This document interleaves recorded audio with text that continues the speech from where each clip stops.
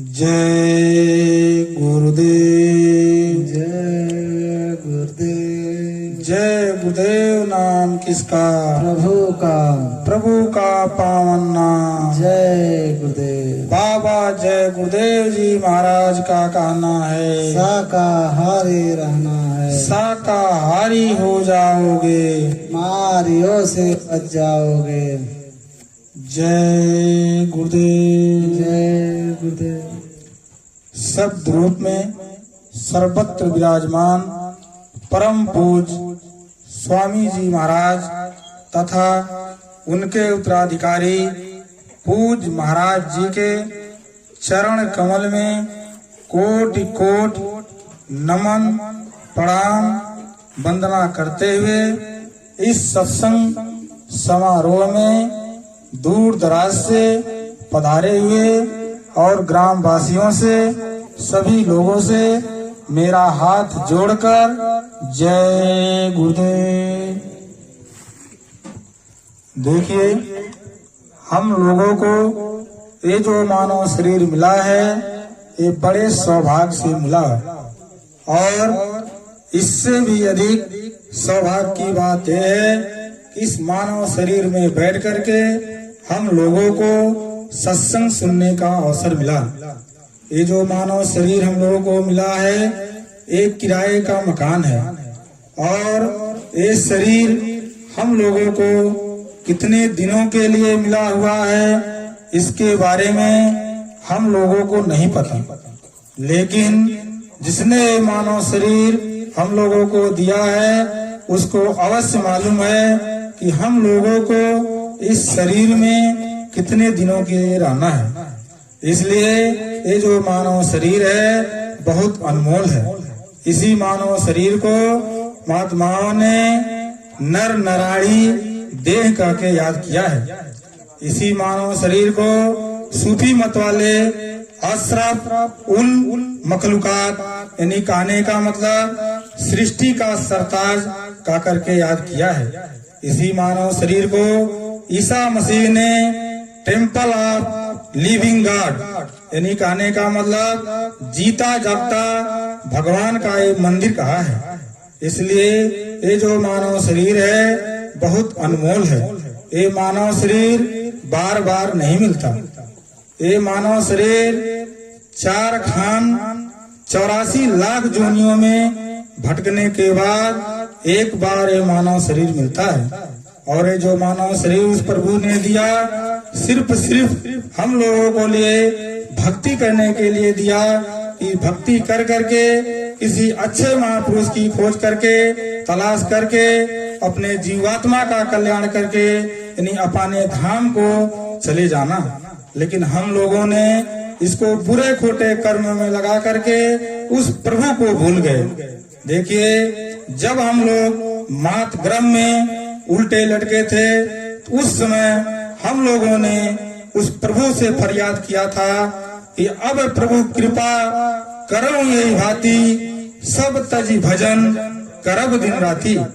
हम लोगों ने वहाँ प्रभु से प्रार्थना किए थे, हे प्रभु हमको आप बाहर निकालिए, हमको यहाँ बहुत कष्ट हो रहा है और हमको बाहर निकालने के बाद जब हम बाहर जाएंगे तो सबको तज करके सिर्फ आपकी भक्ति करेंगे।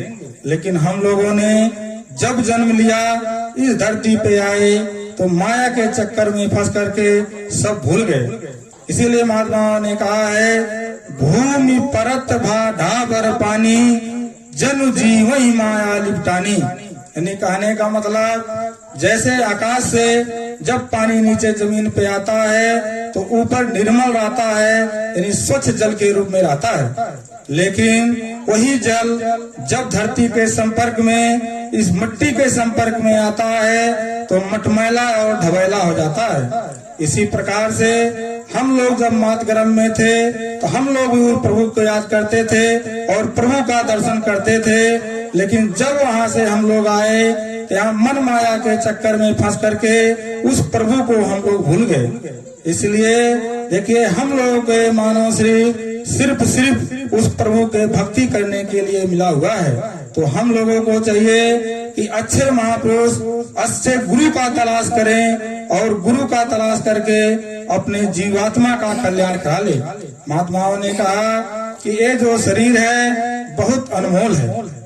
देखिए, हम लोगों को इस शरीर से अच्छे गुरु की तलाश करने की जरूरी है, क्योंकि बिना गुरु के इस संसार से यानी भवसागर से पार होना मुश्किल है। क्योंकि जिसने भी इस भवसागर से पार हुआ उसको गुरु करना पड़ा। जैसे मीराबाई इस धरती पे आए, उन्होंने रैदास जी को गुरु बनाया और गुरु बना करके उनसे नाम की दीक्षा लेकर के नाम और शब्द की कमाई करके उस प्रभु को प्राप्त किया। इसी प्रकार से कितने कितने महात्मा आए और नाम और शब्द की कमाई करके अपने जीवात्मा का कल्याण करा लिए। इसी प्रकार से हम लोग को भी चाहिए कि अच्छा महापुरुष की तलाश करें और अपने जीवात्मा का कल्याण करा लें, क्योंकि महात्माओं ने कहा है, गुरु बिन भव निज तरे न कोई, जो बिरंच शंकर सम हुई। यदि हम लोग उस प्रभु यानी भगवान विष्णु, ब्रह्मा, महेश, अगर उनके समान भी हम लोग हो जाएं, अगर गुरु ना करें तो हम लोग इस भवसागर से पार नहीं हो पाएंगे। क्योंकि राम और कृष्ण को भी गुरु करना पड़ा। आपके रामचरितमानस में लिखा है कि राम कृष्ण से को बड़ा तीन ही भी गुरु कीन, और तीन लोक के नायका गुरु आ गए अधीन। यानी कहने का मतलब इस संसार में हम लोग राम और कृष्ण से बड़ा भगवान किसी को नहीं मानते, लेकिन उन लोगों ने भी इस भवसागर से पार होने के लिए उन लोगों ने भी गुरु किया। यानी राम के गुरु वशिष्ठ मुनि थे और कृष्ण के गुरु संदीपनी थे। इस प्रकार से इस भवसागर से अगर हम लोगों को पार होना है तो गुरु करना जरूरी होता है। इसीलिए कहा गया है, तीन लोक नौ खंड में गुरु से बड़ा न कोई, करता करे न कर सके, गुरु करे सो होय। देखिए, इस संसार में गुरु से बड़ा कोई नहीं है, क्योंकि जो करता यानी जिस सृष्टि का जो रचयिता है, जो काम नहीं कर सकते वो गुरु कर सकते हैं। गुरु कितनी पावर होती है। इसलिए हम लोगों को चाहिए कि अच्छे गुरु का तलाश करें। लिखा गया है, 7 समुद्र मसी करूं, लेखन सब बन रहा है, और सारी धरती कागज करूं, फिर भी लिखा गुड़गुड़ लिखा न जाए। यदि इस पूरे संसार को हम लोग कागज कर दें और जितने यहाँ धरती पे पेड़ पौधे हैं सबके कल्प कर दें, और जितने समुद्र हैं सबके हम मसी बना दे, लेकिन फिर भी गुरु का गुण लिखा नहीं जा सकता। इसलिए गुरु बहुत बड़े होते हैं। गुरु की हम लोग की तलाश करना चाहिए। अच्छे गुरु मिल जाएंगे तो हम लोग भी इस भवसागर से पार हो जाएंगे। भवसागर का मतलब क्या है? ये 4 खान और जो 84 लाख जोनियां है, यही भवसागर है। तो इस भवसागर से अगर पार होना है तो हम लोगों को गुरु करना जरूरी है। इसलिए देखिए, गुरु 7 प्रकार के होते हैं। प्रथम गुरु पिता और माता, रक्त वीर का जो है दाता। यानी हम लोगों को जीवन में 7 गुरु होते हैं, और पहला गुरु कौन होते हैं? माता और पिता होते हैं। क्योंकि अगर हम पूरे दुनिया के जितने तीर्थ व्रत हैं सब कर लें, अगर अपने माता पिता को हम दुख देते रहे, उनको सुख नहीं दे पाए, तो सब बेकार है। इसलिए कहा गया है, मात पिता गुरु प्रभु की वाणी, बिना ही विचार करी सुजानी। यानी माता पिता और गुरु का जो वचन होता है उसको हम लोग उसमें संदेह नहीं करना चाहिए। जैसा वो कहें उस अनुसार से करना चाहिए, क्योंकि माता और पिता और गुरु ये जो होते हैं ये कभी आपका अनबल नहीं सोचते हैं। इसलिए सबसे पहले इस संसार में माता और पिता पूजनीय है। सबसे बड़ा माता और पिता है। और दूसरे गुरु कौन है? दूसरे गुरु भई अदाई, जो गर्भवास की मैल छुड़ाई। दूसरी गुरु वो है जो दाई होती है, हम लोगों को गर्भवास से नहला धुला करके सफा करके उस गर्भवास से बाहर निकालती है। और देखिए, इसी प्रकार से तीसरे गुरु कौन होते हैं? तीसर गुरु नाम जय धारा, लई लई ग्राम नाम पुकारा। तीसरा गुरु वो होते हैं जो हमारे आप के नाम रखते हैं। जिस नाम से हमारी आपकी पहचान बनती है। लोग हम लोगों को जानते हैं, वो फलना है, वो ढकना है, वो है। अगर हम लोगों का नाम नहीं होता तो कोई पहचान नहीं होती। इसलिए तीसरे गुरु जो होते हैं, जिसने नाम रखा है, वो तीसरा गुरु होता है। और चौथा गुरु कौन होते हैं? चौथा गुरु जो शिक्षा दीना तब संसारी मार्ग चीना।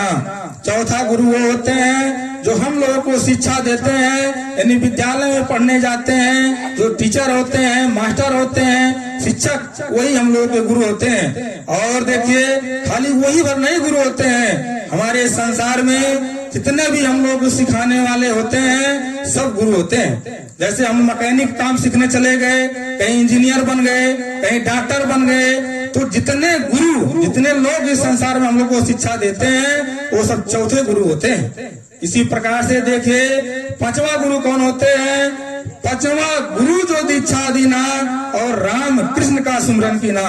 पांचवा गुरु होते हैं जो हमको दीक्षा देते हैं, यानी नाम दान देते हैं। जैसे ब्राह्मण लोग हो गए, आपको नाम देते हैं कि आप राम राम भजिए, आपका राम भजने से उद्धार होगा। आप कृष्ण का भजिए, कृष्ण नाम से उद्धार होगा। आप और किसी भगवान शंकर को भजिए, ब्रह्मा को भजिए, विष्णु को भजिए। जो ये मंत्र देते हैं, ये पांचवें गुरु में आते हैं। इसी प्रकार से देखिए, छठवां गुरु कौन होते हैं? छठवां गुरु भरम सब तोड़ा, ओंकार से नाता जोड़ा। छठवां गुरु होते हैं सारे संसार से वो नाता तोड़ा करके उस प्रभु से, यानी ओंकार का जाप कराते हैं कि आप ओंकार का जाप करो और आप उस प्रभु को प्राप्त कर लोगे और इस भवसागर से पार हो जाओगे।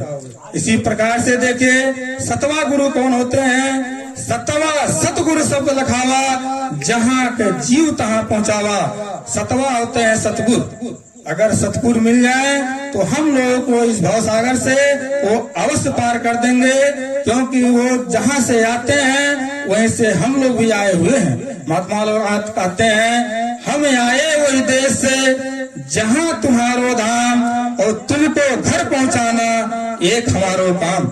संत महात्मा यानी सतगुरु वहीं से आते हैं जहाँ से हम लोग आए हैं।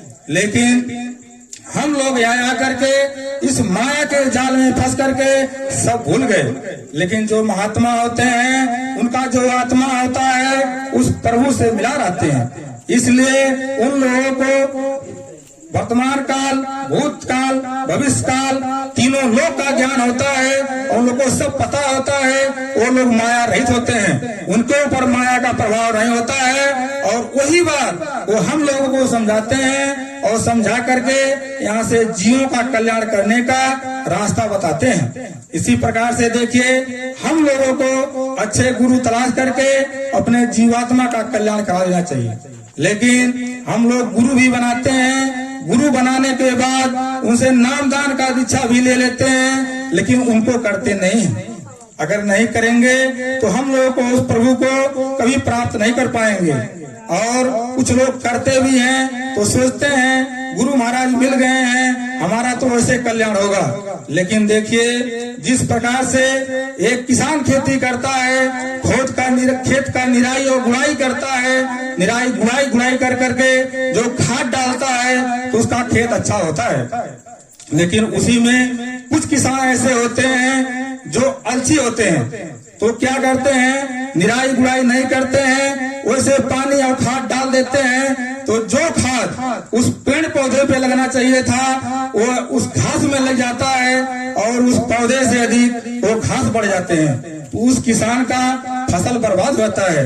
इसी प्रकार से हम लोग महात्मा करते हैं और उनसे नाम दान की दीक्षा लेते हैं, लेकिन अपने अंदर का जो घास भूस यानी खरपतवार है उसका सफाई नहीं करते हैं। जब हम अपने अंदर का जब उस खरपतवार का सफाई कर देंगे तब उस प्रभु का दर्शन होगा। और देखिए, वो खरपतवार क्या चीज है? हम लोगों के अंदर काम, क्रोध, मोह, लोभ, अहंकार, ये जो 5 चोर हैं, ये सब हम लोगों के एक घास भूस हैं। जब हम उस प्रभु को पाने की कोशिश करते हैं, जो हम सत्संग करते हैं, माला जपते हैं, प्रभु की याद करते हैं, तो वो जो उनका फल होता है वो काम क्रोध लोभ भी उसमें पड़ने लगते हैं। लेकिन वही चीज अगर हम काम क्रोध मोह लोभ अहंकार अगर इसको तज करके उस प्रभु को याद करें तो अवश्य हम उस प्रभु को पा जाएंगे। क्योंकि उस प्रभु को बनाने के लिए ये जो दिल का उजरा है ये साफ होना चाहिए। इसलिए महात्माओं ने कहा है निर्मल मन जन सो मोहि पावा, मोहि छल छिद्र कपट नहीं भावा। भगवान कहते हैं, वो प्रभु कहते हैं मैं उसके अंदर वास करता हूँ जिसके अंदर छल कपट मोह माया काम क्रोध लोभ फरेब ये सब नहीं रहेगा, उसी के अंदर मैं मिलूंगा। क्योंकि वो जो ईश्वर है वो बाहर कहीं नहीं है, वो जो ईश्वर है हमारे आपके अंदर है। कबीर दास जी ने कहा है ज्यों तिल माही तेल है, ज्यों चकमक में आग, तेरा साईं तुझ में है, जाग सके तो जाग। कबीर दास जी ने कहा वो जो साईं है यानी वो प्रभु है, वो हर इंसान के अंदर इसी कुदरती काबा में वो मौजूद है। आप इस शरीर में आप उसको खोजिए, इसी शरीर में वो मिलेगा। कबीर दास जी ने कहा मोको कहाँ ढूंढ रे बंदे, मैं तो हूँ तेरे पास में, और ना तीरथ और ना व्रत मैं तो हूँ विश्वास में। देखिए वो प्रभु जब भी मिलेगा हमारे आपके अंदर मिलेगा, ना मंदिर में मिलेगा, ना मस्जिद में मिलेगा, ना काशी में मिलेगा, ना काबा में मिलेगा। पूरे संसार में आप खोजते रह जाइए वो ईश्वर कभी नहीं मिलेगा। जब भी वो ईश्वर मिलेगा हमारे आपके अंदर मिलेगा। इसलिए हम यही कहना चाहेंगे कि अच्छे गुरु का तलाश कीजिए, अच्छे गुरु का तलाश करके अपने जीवात्मा का कल्याण कर लीजिए। क्योंकि महात्माओं ने कहा है कर्णधार सतगुरु दुर्नावा, दुर्लभ साई सुलभ कृपावा। यानी कहने का मतलब जैसे एक नदी को पार करने के लिए एक नौका और मल्लाह और उसके अनुरूप जो हवा होती है उसकी जरूरत पड़ती है, इसी प्रकार से इस शरीर रूपी नौका से पार होने के लिए हम लोगों के सतगुरु की मल्लाह की जरूरत पड़ती है।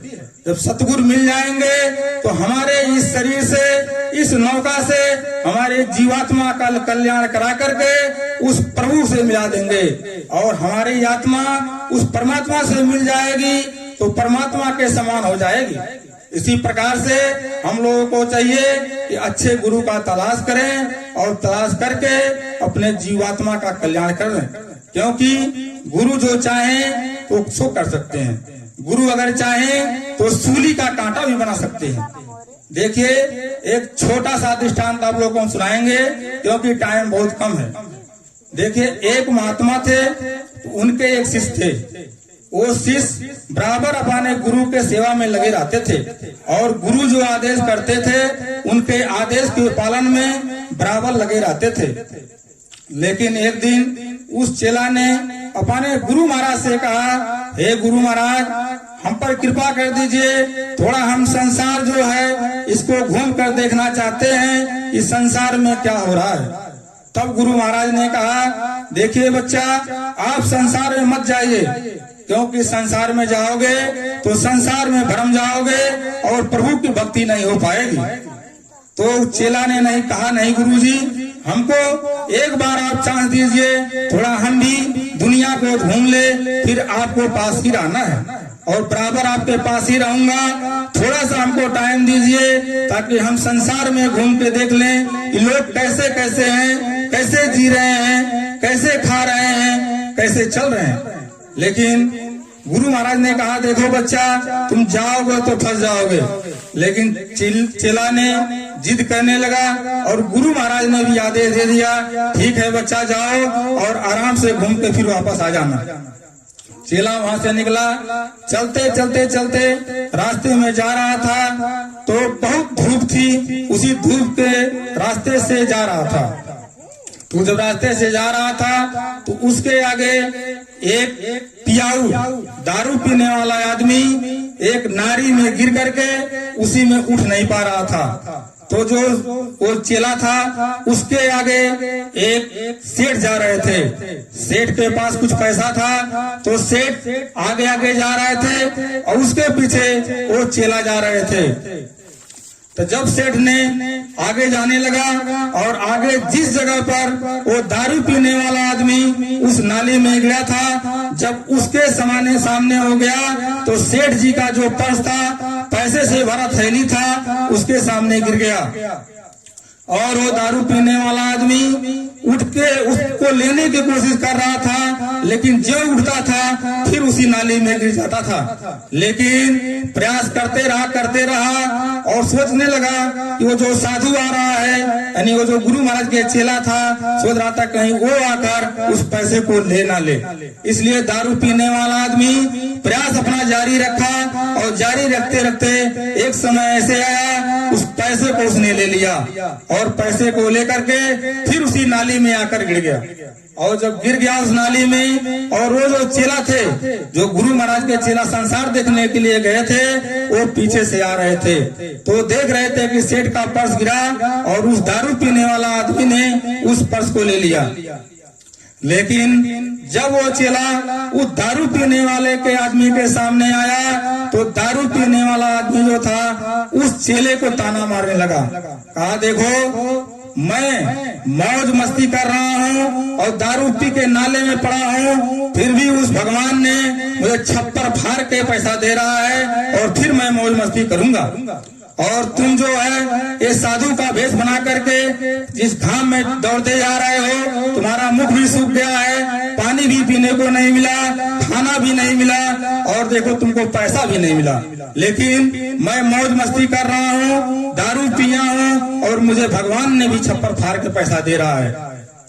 तो उस चेला के मन में भी थोड़ा भ्रम पैदा हो गया और चेला कहने लगा, बात तो सच कह रहा है, सबसे अच्छा यही है कि दारू पिया जाए और मौज-मस्ती किया जाए, इसमें भगवान भी छप्पर फाड़ के देते हैं। तो उसके मन में वहीं से भ्रम पैदा हो गया और वो चेला फिर संसार में घूमने के बजाय सीधे गुरु महाराज के पास जाने की कोशिश किया और गुरु महाराज के पास जाने लगा और वो कहीं नहीं दिखता, सीधे गुरु महाराज के पास सोचता जाएंगे और गुरु महाराज को एक कंठी माला सब दे देंगे और आज के बाद मैं भी मौज मस्ती कर लूंगा, क्योंकि भगवान भी उसमें मदद करते हैं। तो उसने क्या किया, सीधे दौड़ते जो जाने लगा, तो रास्ते में जब जा रहा था तो नीचे नहीं दिख रहा था, सीधा उसका निशाना उस गुरु महाराज पे था। तब जब आगे बढ़ते गया तो रास्ते में एक किसान नफन्नी का कांटा रास्ते में रख करके अपना खेत को रुनवाई किया था और जब चेला उसके पास गए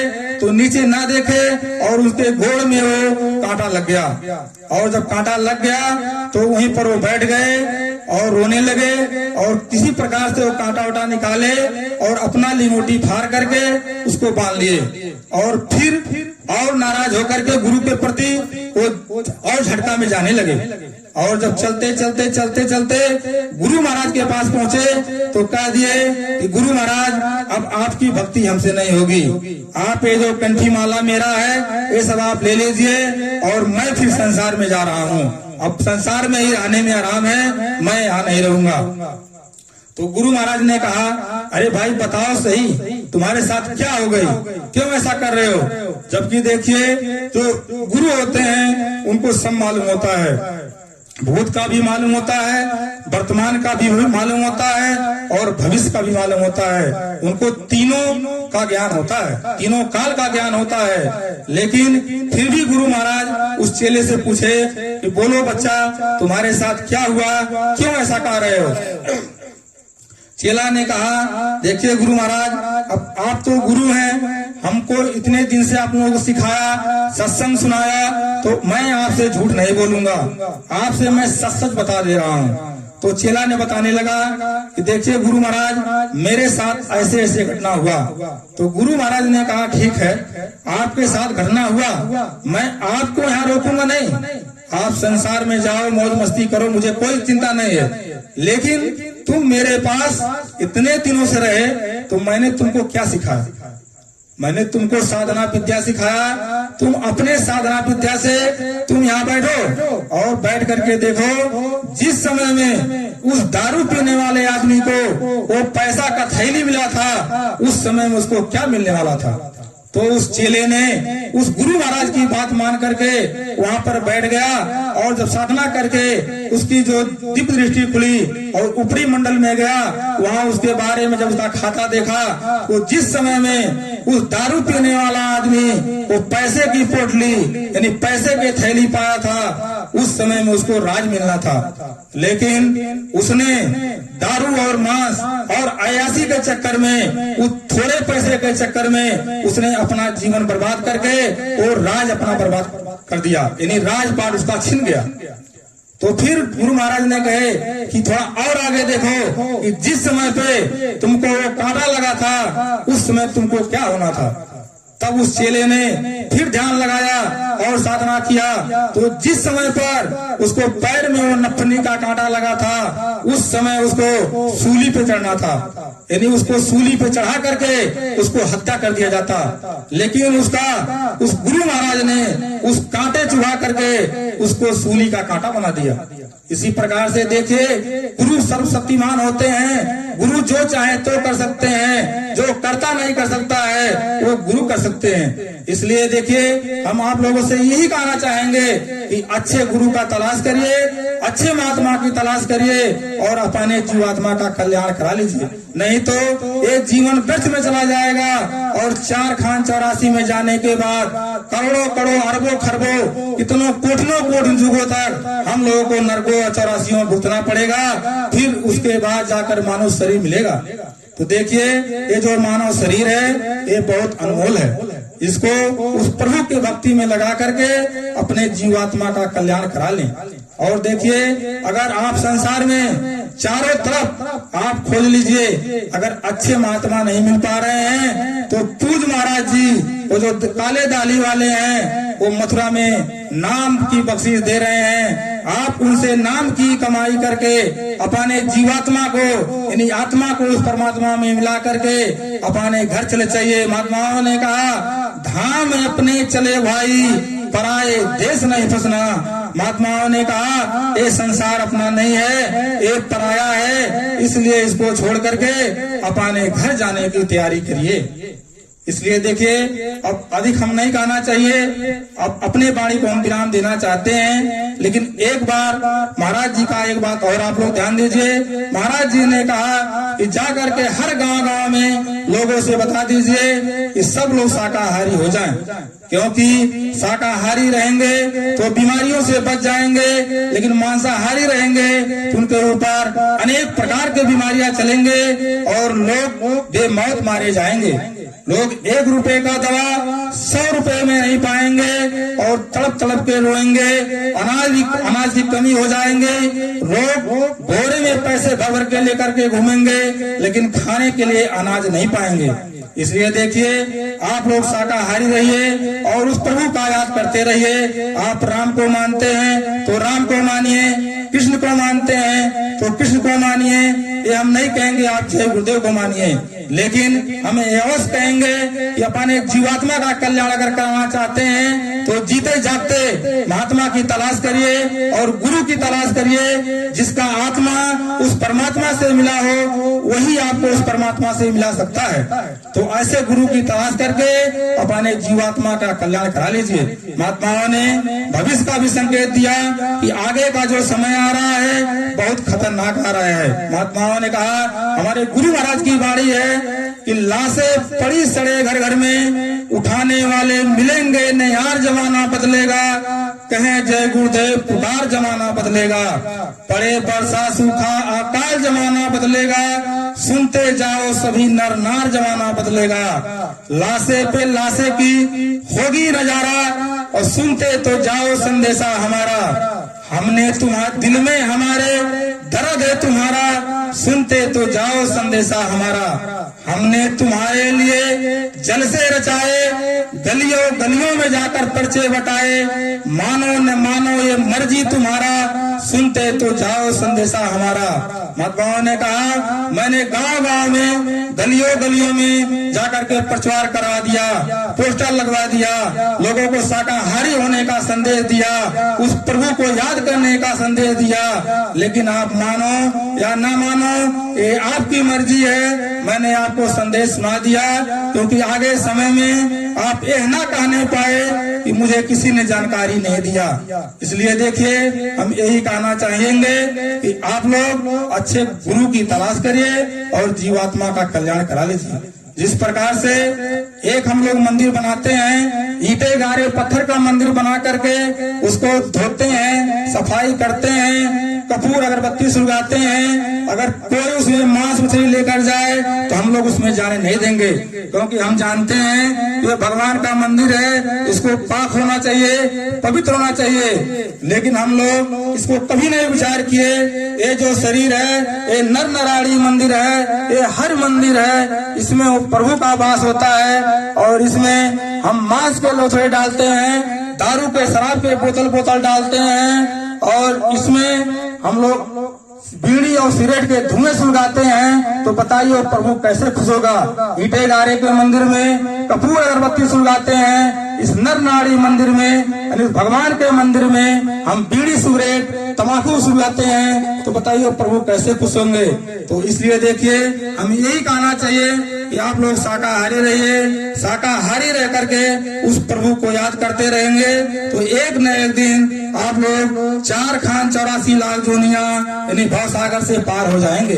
तो यही कहते हुए अपने वाणी को हम विराम देना चाहते हैं। अगर हमारे कहने में किसी को किसी प्रकार का ठेस लगा होगा तो एक छोटा बच्चा समझ करके आपसे हम छोटे हैं, हमको आप माफ कर देंगे।